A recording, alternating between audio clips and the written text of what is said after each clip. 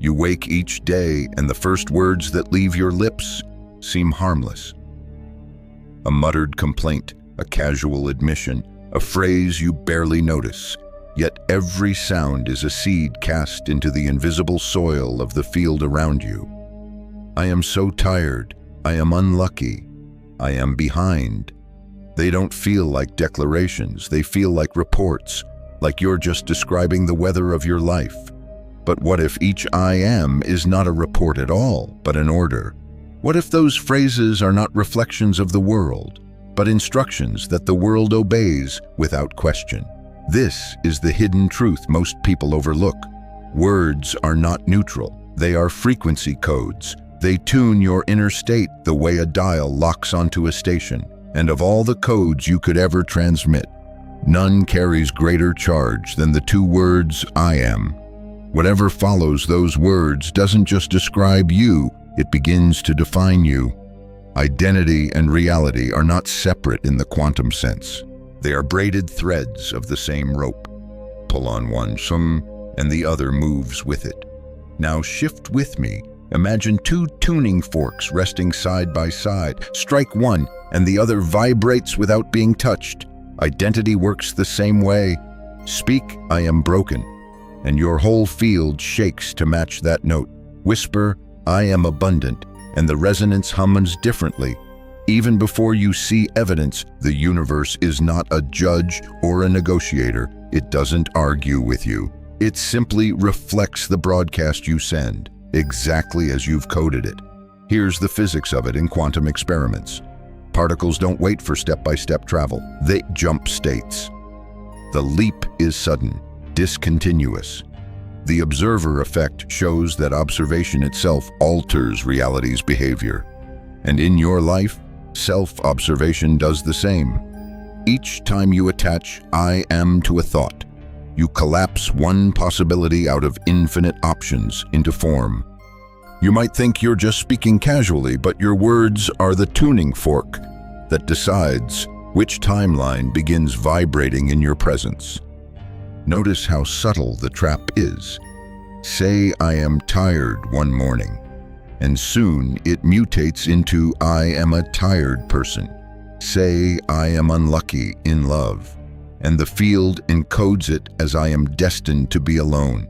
None of this is punishment. It's obedience. The field mirrors you with perfect precision, not with preference.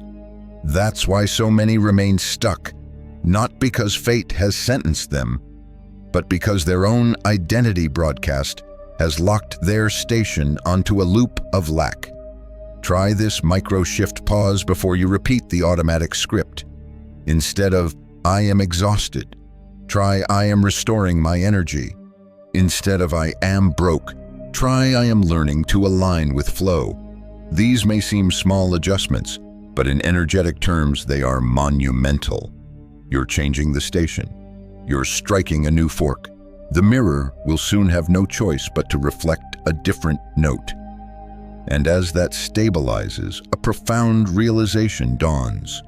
The greatest pen in your hand is not your schedule, your strategy, or your hustle. It is the two words you speak most unconsciously. I am is the pen that writes the script of your life, neutral by itself, yet utterly obedient. Inscribe fear, and fear takes form. Inscribe courage, and courage becomes flesh. Most have been trained to use this pen against themselves. But today, you begin to notice. Today, you pick up the pen with awareness. Now move from that identity, breathe in, feel the words ready on your lips, and ask yourself what I am do. I want the field to echo back. The moment you answer, you are no longer a passive reporter of reality. You are the author. And once you notice the pen in your hand, once you begin to see how every I am shapes the script, the question rises naturally, where did this secret come from? Why do so many traditions, separated by oceans, languages, and centuries, circle back to the same two words, as if they were the hidden thread weaving human destiny? Step back with me into the old stories. Imagine the desert night, wind sweeping over endless sand. A man stands barefoot before a bush. A flame yet unconsumed, the fire glows against his skin, heat without destruction, light without source. He asks the divine its name, expecting perhaps a grand title, a crown of syllables, something he could carry back as proof of authority. Instead, the answer is a declaration, I am that I am, not metaphor, not riddle, blueprint. The divine does not offer a label. The divine offers identity. In that moment, humanity was handed a mirror. Your own declarations are not casual, they are creative. Shift continents. In Vedantic philosophy, the phrase aham brahmasmi means I am the absolute. It does not describe ego. It points to essence.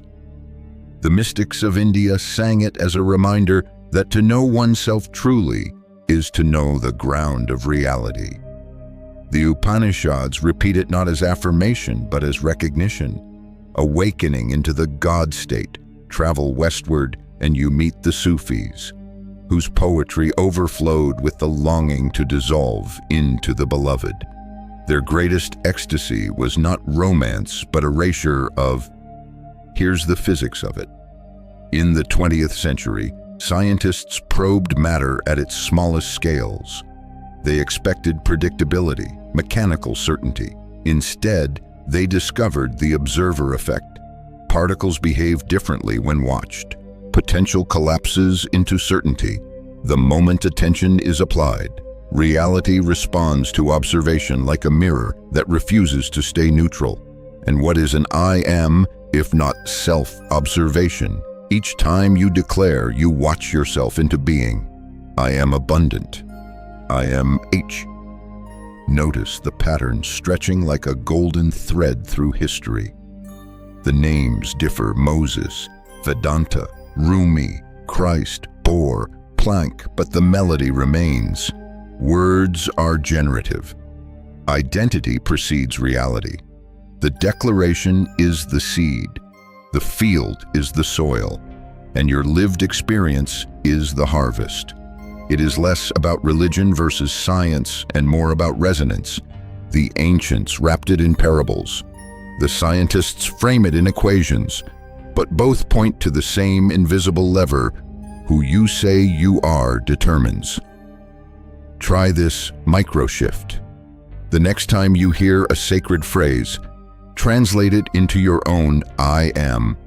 When you read, be still and know. Breathe and whisper, I am stillness. When you see the line, all is vibration, let it become, I am harmony. When you come across, the kingdom is within you. Whisper, I am already whole. This translation is not theft, it is application. It bridges past wisdom into your nervous system, turning text into tone, belief into broadcast, scripture into signal, in this way. And as that practice stabilizes, you realize something profound. You are not inventing something new. You are remembering something ancient. Every enduring tradition has carried within it the seed of self-declaration.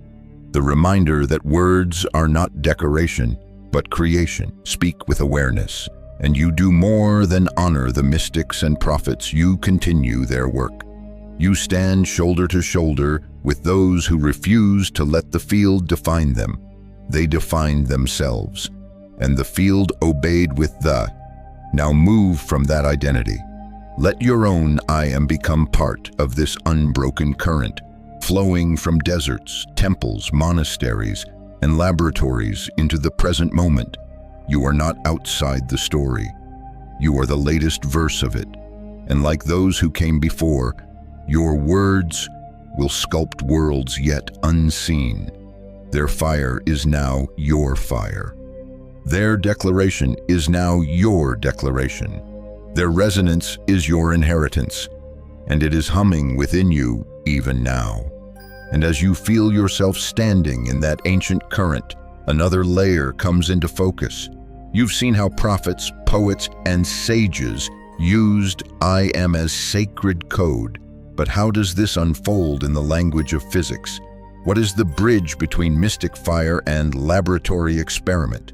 Here's the physics of it in the quantum world. Particles don't move step by step like tiny billiard balls across a table. They shift in leaps. One moment, an electron hums at one energy state. The next moment, it appears in another. No path between, no gradual travel, just a discontinuous jump. Scientists call it a quantum transition. And in a strange way, your declarations work the same. Each time you say I am, you do not walk toward that identity 1 mile at a time. You leap into it. You relocate yourself without passing through every in-between stage. Imagine this: a radio dial filled with infinite stations. Each station plays a different life abundance, struggle, joy, despair, clarity, confusion. You don't create the station out of nothing. You tune into it. I am is the hand on the dial. Whisper, I am unworthy, and you lock into static that fills your days with evidence of lack. Declare, I am capable, and suddenly the dial clicks onto a signal where opportunities hum into coherence with your field. The stations were always there. What changed was your tuning. Notice how this mirrors the experiments. In the famous double-slit test, light behaves as waves of infinite possibility until observed. Observation collapses the haze into a particle, a single outcome. Your own self-observation functions the same way. Identity collapses infinite yous into the one you walk as today. You might believe you are only describing reality, but you are performing the collapse. Each phrase of I am is an act of quantum measurement that crystallizes one version of you out of countless potentials. Try this micro shift. Catch yourself in a passing moment. Instead of saying, I am trying to succeed, experiment with, I am already aligned with success. Don't force the body to believe instantly. Just notice how the tone feels different, how the tuning fork hums at another pitch. In the quantum sense, you have already changed the probability field by choosing which identity to observe. Even if the evidence takes time to appear, the measurement has been made. So the work is twofold: understand the science enough to respect the mechanism, and then apply it as daily practice. The physicist sees electrons shift orbit without traveling the space in between. The mystic sees identity leap without requiring a slow crawl of proof. Both are describing the same reality through different metaphors. And when you integrate them, your own life becomes the laboratory. Each declaration becomes an experiment. Each result is data. Each shift is resonance confirmed. As that stabilizes, the metaphor deepens. You are not forcing the field. You are harmonizing with it. Think of two tuning forks again. Strike one, and the other sings without touch. That is resonance. Declare I am peaceful, and your nervous system begins to settle. Your choices align to peace. Your environment mirrors back calm. Declare I am chaos, and the same resonance ripples outward in another direction. The forks don't argue. They respond. The field doesn't debate. It reflects. Now move from that identity. You are both the scientist and the mystic, the observer and the observed, the hand on the dial and the music it unlocks. Each time you speak I am, you are striking the fork, collapsing the wave, and tuning the radio all at once. This is not metaphor alone. It is physics dressed in poetry, and it is happening through you every time you open your mouth. And now that the physics has spoken its piece, another voice joins the circle, the language of the brain, the body, the nervous system. For identity is not only a matter of faith or field, it is biology, circuitry, and lived embodiment. When you declare I am, your nervous system is not a passive listener. It is an active student, rewiring itself to match the lesson you repeat. Neuroscience calls this self-directed neuroplasticity. The brain is not fixed, it is pliable.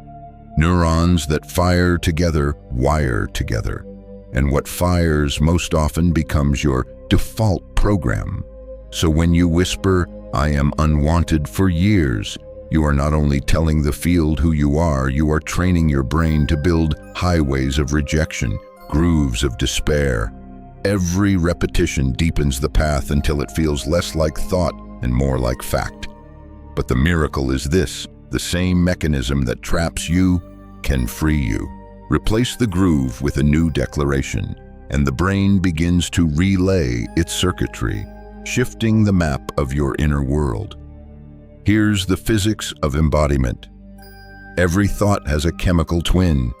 Declare "I am anxious," and your body floods with hormones matching that identity. Muscles tense, breath shortens, the heart stutters into fight or flight. Declare "I am centered," and the chemistry shifts. Cortisol ebbs, oxytocin rises, the nervous system exhales. Your body is the echo chamber of your words. It takes each "I am" as instruction, reshaping its own chemistry to play the part.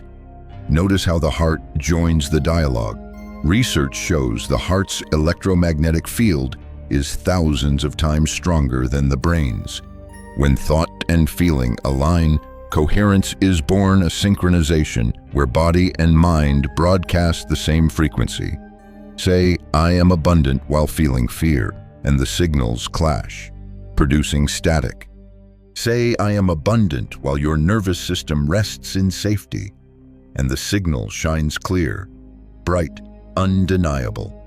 The field responds not only to words, but to the harmony between words and embodiment.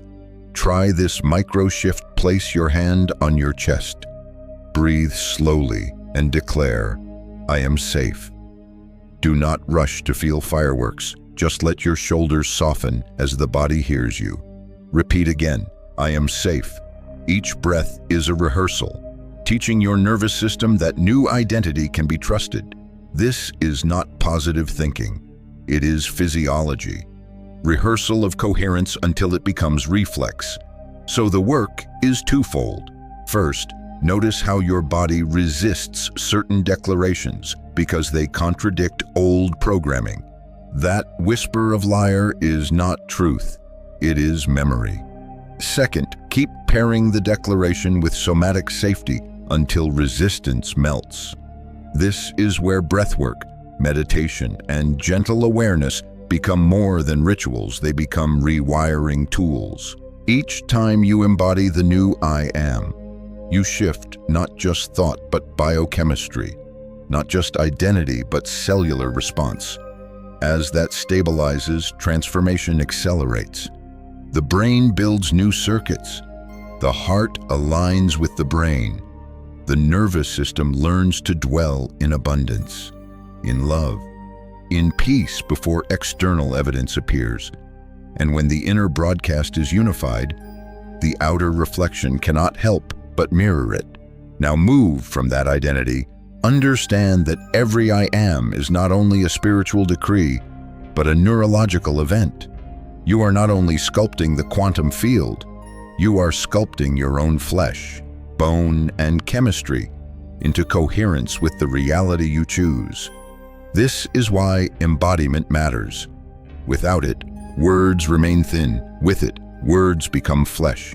And yet, even with this knowledge, you may feel the old currents tugging at you. Because long before you began speaking, "I am" with intention, you were already declaring unconsciously. The sabotage did not begin in adulthood. It began the first time you repeated what the world told you about yourself. Each phrase, each label, each judgment adopted became another line of code written into your motherboard. Think of your mens as the central processor of your life.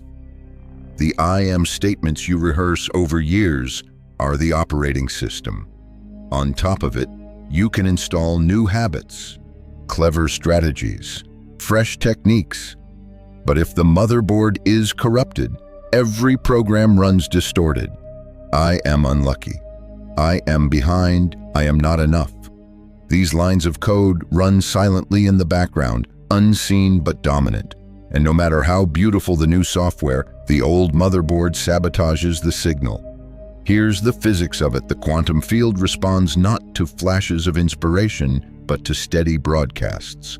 A single burst of "I am powerful" in the morning cannot override a hum of "I am weak" that drones all day beneath awareness. The field is precise, not sentimental. It mirrors the strongest signal, not the loudest banished shout.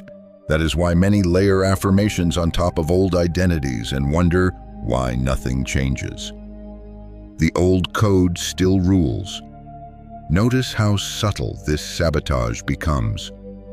You tell yourself, "I am trying to heal," but hidden within is the identity of being unhealed. You say, "I am learning to succeed," yet the vibration beneath still hums. "I am someone who fails." The mind is clever at disguising lack in polite language, but the field cannot be tricked. It reflects coherence, not cleverness. Try this micro shift. Become a detective of your own phrases. Spend one day listening carefully to your self-talk. Catch the unconscious murmurs. "I am tired," "I am broke," "I am overwhelmed." Write them down without judgment, then pause and translate. "I am tired" becomes "I am restoring my energy." "I am broke" becomes "I am learning to flow with money." The shift may feel small, but energetically, it is monumental. You are not layering glitter on old wounds.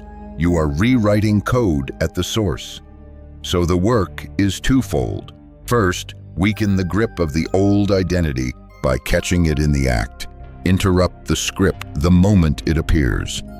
Second, replace it consistently with a new declaration until the old broadcast fades. This is not about denial. It is about direction. You do not need to pretend exhaustion is joy. You only need to redirect from "I am exhausted" to "I am recovering." Step by step, you train the motherboard to broadcast a different frequency. As that stabilizes, the sabotage loses its power. You realize that the universe never punished you. It simply obeyed your unconscious orders. And now, with awareness, you can issue new ones. Identity is plastic. Code can be rewritten. The motherboard can be renewed. Now move from that identity. Speak not as someone at the mercy of hidden programs, but as the programmer. Your words are not graffiti on the surface of life. They are commands that shape the very circuitry of your existence. And once you grasp this, sabotage becomes sovereignty. And once you see the sabotage, the next question rises: how do you break the cycle without forcing yourself into hollow positivity? Because you've already noticed your body can tell the difference between truth and pretense. If you say, "I am wealthy," while fear tightens your chest, the nervous system rejects it. The field hears static instead of signal. What you need is not blind denial, but micro shifts, gentle interruptions that reroute the current without creating resistance. Imagine this: you catch yourself sighing, "I am tired." In the past, that phrase would sink in and cement itself. But now you pause. You don't scold yourself. You don't force a fake grin. You shift just a little: "I am restoring my energy." Can you feel the difference? The body doesn't rebel because the new phrase is believable, yet it nudges the vibration higher. This is how you change frequency without strain, 1 degree at a time. Here's the physics of it: when a plane shifts its trajectory by just a few degrees, it ends up in an entirely different country. Small adjustments compound into radical outcomes. Each time you redirect an "I am," you shift timelines. You choose another destination without needing to bulldoze the old road. Notice how effective neutrality can be. If your subconscious screams against "I am joyful," start smaller: "I am opening to joy." If I am abundant feels absurd. Try I am learning to live in flow. The point is not to leap instantly into ecstasy. The point is to loosen the grip of the old code and introduce a frequency the body can trust. Over time, trust deepens, and the statements can expand into bolder declarations. Try this micro shift. Select one phrase you use often. Perhaps I am stressed. Today, every time it arises, interrupt it. Replace it with I am finding calm. Whisper it aloud. Breathe it in. Feel your body soften by just a fraction. That fraction is not small. It is quantum. It is the beginning of a new broadcast. So the work is twofold. First, learn to catch the unconscious declarations. Second, create a toolkit of neutral yet aligned replacements. These are not affirmations pasted over wounds. They are bridges built across old gaps. With practice, you will have replacements ready for every sabotage. I am overwhelmed shifts into I am centering. I am unlucky shifts into I am aligning. Each substitution is a vote for a different future. As that stabilizes, something remarkable occurs. The old programs begin to weaken, not through force, but through disuse. The field no longer receives their steady hum, and without reinforcement, they dissolve. In their place, the new micro-shifts grow roots. Soon, they no longer feel like effort. They feel like truth. Now move from that identity not as someone crushed by the weight of unconscious phrases, but as a conscious editor of your own script. Each interruption is a stroke of the pen. Each replacement is a new page. And over time, those small edits add up to an entirely different story. One you are living instead of one you are trapped in. And with those micro shifts now in your hands, the question becomes, how do you stabilize them until they stop feeling like experiments and start feeling like your native language? Because a single substitution is powerful.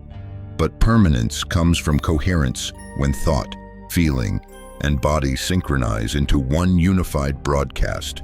Without coherence, the signal flickers. With it, the signal shines steady, and the field mirrors it back with precision. Here's the structure, simple yet profound. Step 1, pause. Before reacting, before repeating the old script, create a pocket of stillness. That pause is more than silence. It is the space where choice re-enters. Step 2, feel. Drop the declaration into your body. If you whisper, I am centered, let your shoulders fall, your breath slow, your jaw unclench.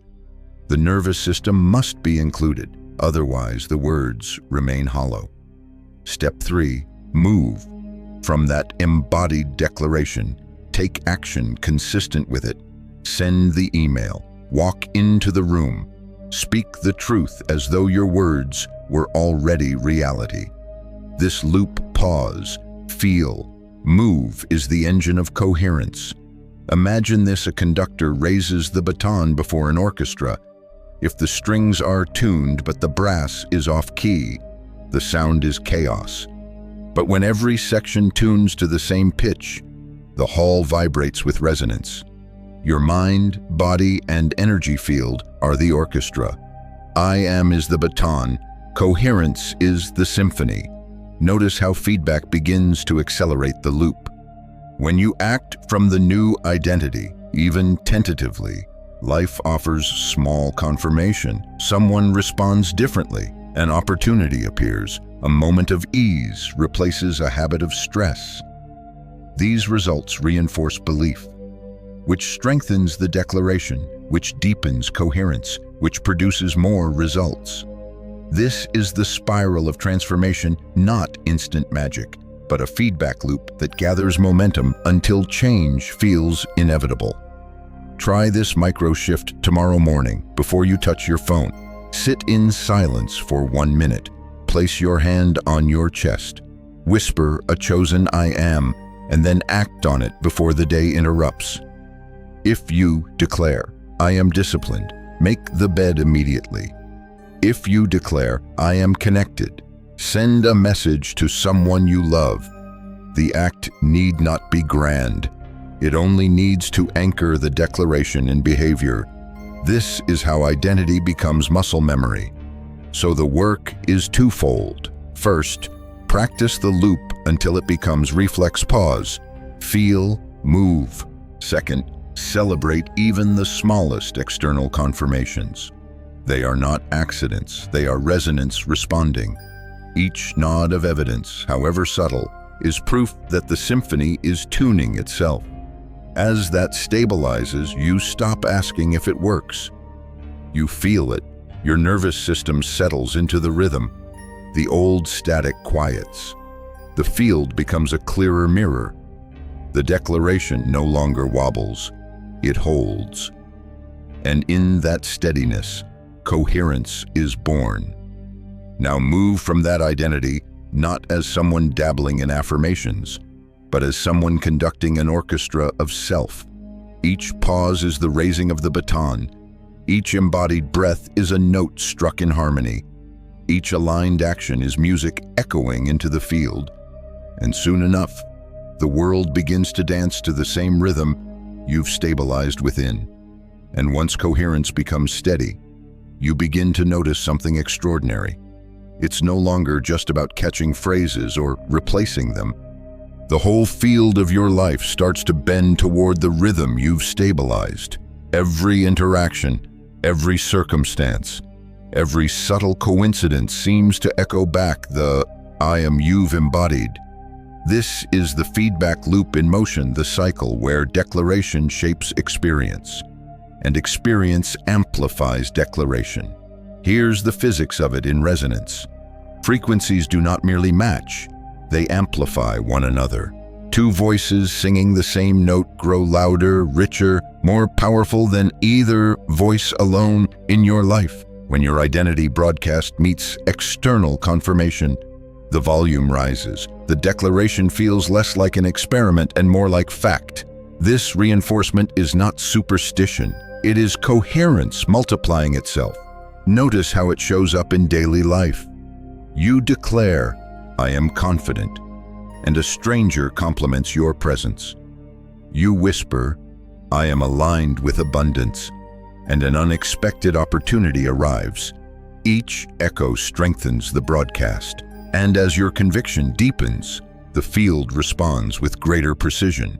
What once felt like fragile affirmations now hum like undeniable truths. Try this micro shift. Treat every small confirmation as sacred data. If you say, I am loved, and someone offers kindness, don't dismiss it as coincidence. Pause, breathe, and mark it as evidence. This practice rewires your brain to recognize feedback instead of ignoring it. The more evidence you collect, the stronger the loop becomes. You train your nervous system to expect resonance instead of resistance. So the work is twofold. First, keep the declarations alive through daily embodiment. Second, scale them outward into every domain of life. In relationships, replace I am unlucky in love with I am magnetic to healthy connection.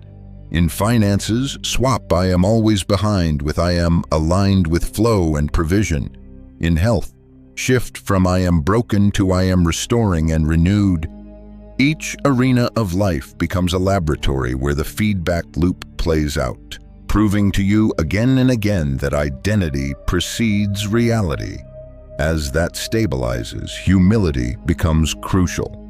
You don't need to force grandiose declarations that your body cannot hold yet. Boldness is powerful, but alignment is essential. If a phrase creates tension, scale it gently. Instead of I am endlessly wealthy, you may start with I am learning to live in sufficiency. As trust grows, the declarations can expand. The point is not performance. The point is resonance. Now move from that identity no longer as someone testing the waters, but as someone scaling coherence across the landscape of life. Each domain becomes a mirror, Each result becomes reinforcement. Each reinforcement builds faith. And faith, once stabilized, is not fragile hope, but the steady hum of truth lived daily. The more you scale, the more the field confirms. The more the field confirms, the more your identity roots itself, until finally the loop is no longer effort, it is simply who you are. And yet, even with feedback loops reinforcing your new declarations, resistance can still arise, because beneath your words lies the body, and the body remembers everything. Old fears, inherited beliefs, childhood wounds, they echo through your nervous system, tugging at you like ghosts of a forgotten script. You might declare, "I am abundant," but deep in your chest, a knot tightens, whispering, "No, you are not. This is not failure, this is memory surfacing." And integration begins when you learn how to meet that resistance without abandoning the path. Here's the physics of it: when two frequencies are out of phase, they interfere with each other, creating distortion. That's what happens when your mind says one thing, but your body broadcasts another. The quantum field doesn't punish you, it simply mirrors the interference. This is why some declarations feel blocked. The external field is reflecting the internal static. Notice how subtle these blocks can be. You may find yourself avoiding opportunities that match your new identity because the old one still feels safer. You may sabotage a relationship, not because you want to, but because your nervous system equates love with danger. You may freeze when abundance arrives, because your body still associates money with stress. The conscious mind shouts one declaration, but the subconscious plays an older track. Try this micro shift instead of forcing louder affirmations. Tend to the body first. When resistance arises, pause and breathe. Place your hand where the tension sits. Whisper, "I am safe to expand." The goal is not to erase fear, but to teach your nervous system that the new identity does not threaten survival. Over time, fear softens, coherence stabilizes, and the declaration sinks deeper. So the work is twofold. First, train your awareness to recognize resistance as information, not failure. Second, create practices that recondition the body breathwork to calm the system. Somatic awareness to anchor safety, visualization to bridge the gap. Integration happens when the body feels safe enough to support the new identity instead of fighting it. As that stabilizes, setbacks no longer derail you. You may still hear echoes of, "I am not enough," but now you know what to do. You pause, interrupt, soothe the body, and reaffirm the new identity with gentleness. Each time you respond this way, the old code weakens, the static dissolves, the field clears, and your coherence grows stronger precisely because you faced resistance instead of avoiding it. Now move from that identity not as someone battling against their own body, but as someone guiding it patiently into alignment. Resistance is not the enemy, it is the doorway. And when you walk through with compassion, you discover that the very places where you once felt stuck become the strongest anchors of your new broadcast. And when resistance has been met and coherence begins to hold, the question becomes, how do you seal it? How do you move from fragile practice into lasting embodiment? From private whispers into lived identity? The answer is ritual, not as empty ceremony, but as deliberate repetition that locks your declaration into the fabric of daily life. Imagine this morning arrives, and before the world can touch you, you touch yourself with truth. Hand on heart, slow breath filling your chest. You declare 3 times, "I am aligned, I am abundant, I am whole." The words are not shouted, they are breathed. Each syllable carries down into muscle and bone. This is not ritual for display. It is calibration, tuning your inner instruments before the symphony of the day begins. Here's the physics of it. Repetition stabilizes frequency. Just as a pendulum swing becomes steady when reinforced at the right moment, your identity stabilizes when reinforced with rhythm. One declaration is powerful, but daily repetition crystallizes it. The subconscious learns by rhythm more than reason. Each morning ritual tells the nervous system, this is who we are now. And soon, the body stops questioning. It simply plays the new song. Notice how public calibration magnifies this. When you live the declaration openly, not just in private moments, but in the way you walk, speak, and act, the field reflects it with even greater speed. Identity becomes visible, and visibility multiplies feedback. You say, I am magnetic, and then you carry yourself as magnetic. People respond accordingly, confirming your declaration not with words, but with behavior. This is not arrogance, it is alignment. Try this micro shift. Choose one identity you are ready to embody fully. Declare it privately, then act it publicly in a small way. If you declare, I am generous, give something simple away today: your time, your attention, your smile. If you declare, I am courageous, speak a truth you would normally withhold. Each small act is a public calibration, proof to both yourself and the field that the words are not theory, they are lived reality.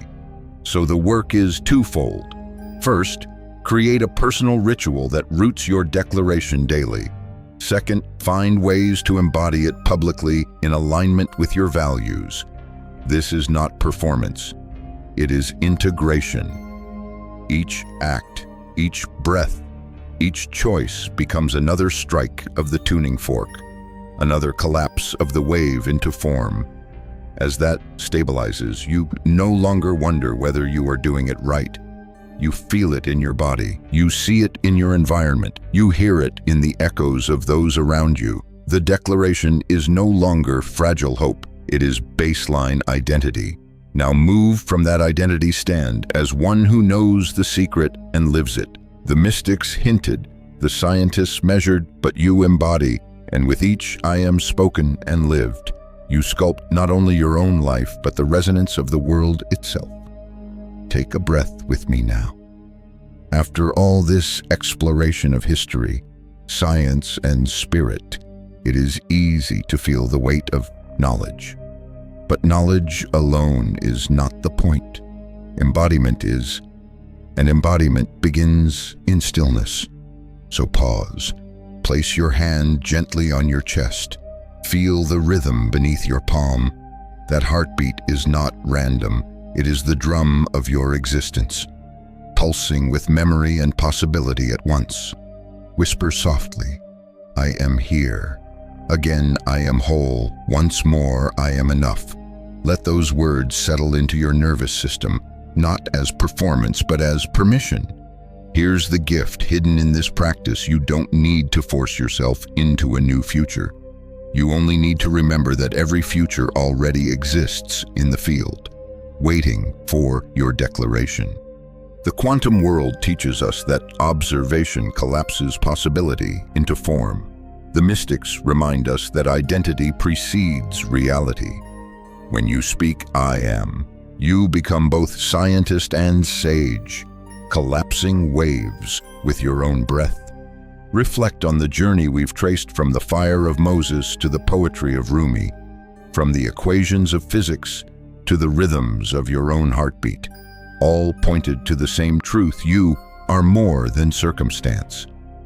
You are declaration embodied. And each time you choose to speak with awareness, you tune the orchestra of your being into coherence. The field responds faithfully, like a mirror without judgment, reflecting what you have dared to declare. This is why practice matters. Not grand rituals or endless affirmations, but small, steady acts, a pause before the old phrase repeats, a breath before a meeting begins, a whisper of truth before sleep. These are not minor gestures. They are quantum shifts disguised as everyday choices. Over time, they reshape the entire landscape of your life. So as we close, hold this softly. You don't need to be perfect. You only need to be consistent. The old echoes may still arise, but now you know how to answer them. With gentleness, with awareness, with new words that align with the identity you are choosing. And if you feel moved, carry this into community. Share your chosen I am with others, not as proof, not as performance, but as quiet testimony. Sometimes the most powerful thing you can do is let someone else hear the frequency you've stabilized. It may unlock something in them, too. You are not chasing identity. You are remembering it. You are not begging the field. You are harmonizing with it. You are not waiting for permission. You are speaking from the authority that has always lived within you. Take one last breath. Whisper one last declaration. Let it vibrate through your bones, ripple through your field, and echo into tomorrow. From here on, you do not need to wonder if the universe knows who you are. You have already told it, and it will mirror you faithfully.